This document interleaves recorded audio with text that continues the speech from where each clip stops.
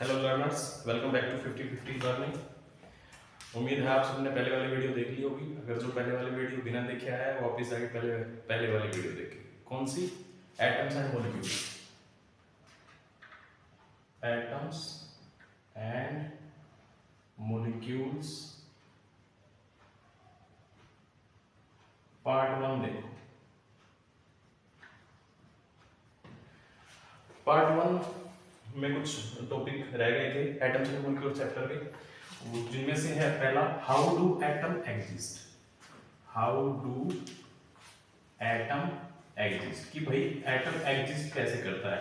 एक अकेला एटम रहता है, दो एटम रहते हैं, तीन रहते हैं, चार रहते हैं। इस टर्म को बोलते हैं हाउ डू एटम एग्जिस्ट, कि एटम एग्जिस्ट कैसे करता है। जैसे एटम्स हैं लाइक कोबाल्ट है, निकल है, आयरन है, सल्फर तो नहीं है, सल्फर 8 की फॉर्म में रहता है, सोडियम है और पोटेशियम है। ये सब अकेले अकेले रहते हैं, तो ये अकेले रहते हैं, सिंगल एटम्स रहते हैं। इस टर्म को बोलते हैं एटोमिसिटी। एटोमिसिटी। तो write down the definition of atomicity. The number of atoms, the number of atoms present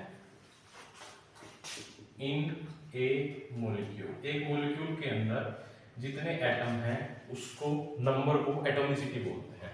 अगर एक ही एटम है, सिंगल एटम, उसको बोलते हैं मोनोएटॉमिक। टू एटम्स हैं, दो एटम्स हैं, उसको बोलते हैं डाईएटॉमिक। डाईएटॉमिक के एग्जांपल है जैसे hydrogen H2, oxygen O2, Cl2 chlorine, N2 nitrogen, ये डाईएटॉमिक है।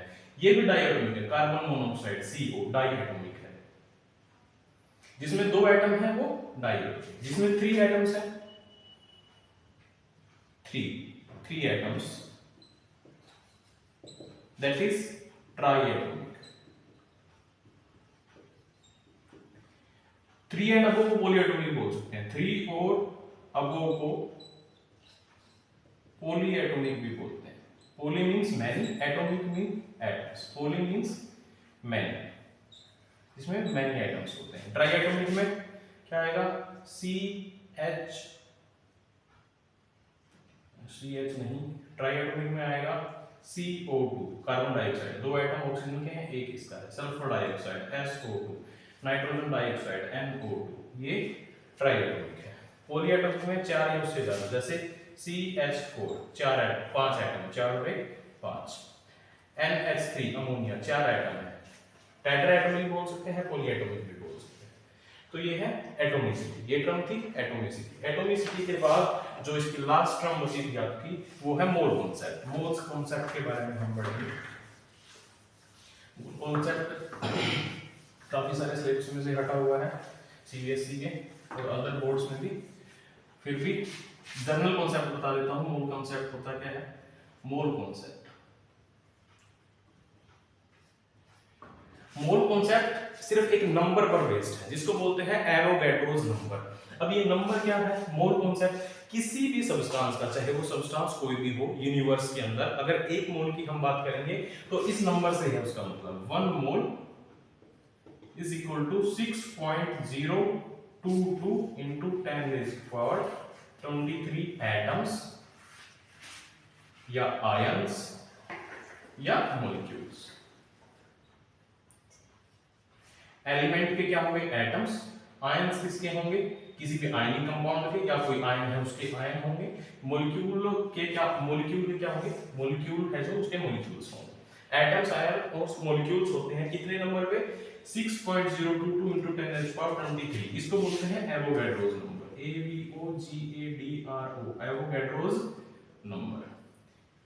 Avogadro was a scientist who gave this number, so this term is known as Avogadro number.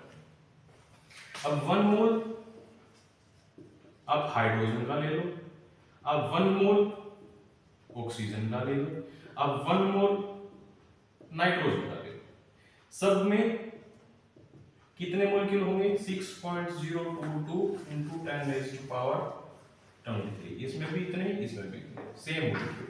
अब इस बात से हमें क्या डाउट हुआ कि इनके मोलिक्यूल 1 मोल हाइड्रोजन का किसके बराबर होता है 2 ग्राम के बराबर। 2 ग्राम वजन, इसका वजन कितना 16 दूनी 32 ग्राम वजन, और इसका वजन कितना 14 दूनी 28 ग्राम वजन। अब 2 ग्राम में भी इतने ही मोलिक्यूल है, 32 ग्राम में भी इतने ही मोलिक्यूल है, और 28 ग्राम में भी इतने ही मोलिक्यूल है। तो मतलब मोलिक्यूल का साइज छोटा बड़ा होता है। एक मोल के अंदर नंबर फिक्स रहेंगे, इतने ही नंबर होंगे। ये मोल कॉन्सेप्ट है। मोल कॉन्सेप्ट है कि एक मोल के अंदर इतने नंबर होंगे, चाहे वो मोल किसी का भी हो।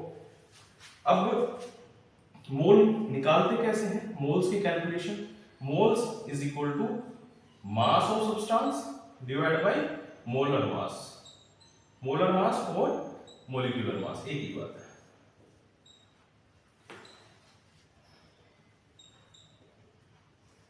अब फॉर एग्जांपल हमें बोलते हैं कि 46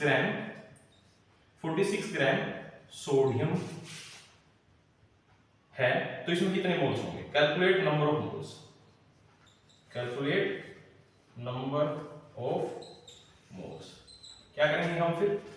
कितना 46 ग्राम, मास दे रखा है मोल्स निकालने के लिए, mass is equal to, moles is equal to mass कितना है 46 ग्राम, और मोलर मास, मॉलिक्यूल तो है नहीं, एटम है, तो एटम का एटॉमिक मास होगा, मॉलिक्यूल का मॉलिक्यूलर मास होगा। अब एटम है तो इसका एटॉमिक मास होगा, सोडियम का एटॉमिक मास होता है 23 ग्राम, तो 2 मोल्स। अब यही पूछ ले कि 46 ग्राम सोडियम था, उसमें नंबर ऑफ मॉलिक्यूल्स कितने होंगे? नंबर ऑफ मॉलिक्यूल्स नहीं पूछेगा, वो नंबर ऑफ एटम्स पूछेगा, क्योंकि एटम है तो नंबर ऑफ एटम्स होंगे। अगर मॉलिक्यूल होता तो नंबर ऑफ मॉलिक्यूल्स पूछता। अब 2 मोल है तो एक मोल में कितने मॉलिक्यूल्स? इतने मॉलिक्यूल। 2 में कितना होगा? 2 से एवोगाड्रो नंबर को मल्टीप्लाई कर दो इनटू 10 रेज़ टू पावर 23, ये हो गया 12। 1.2 into 10 raise to power 24 molecules, नहीं एटम्स। ऐसे कैलकुलेट करते हैं। होप आप लोगों को समझ में आया होगा मोल कॉन्सेप्ट क्या है, और सारी terms related two atoms and molecules part 1 और पार्ट 2 में क्लियर है। आपसे रिक्वेस्ट है कि पढ़ें इसको और अपना नोट्स जरूर बनाएं। बिना नोट्स के आपको समझ में नहीं आएगा जब तक आप खुद से नहीं लिखे देखोगे। ठीक है, ज्यादा से ज्यादा वीडियो को शेयर करें, because sharing is caring. Thank you.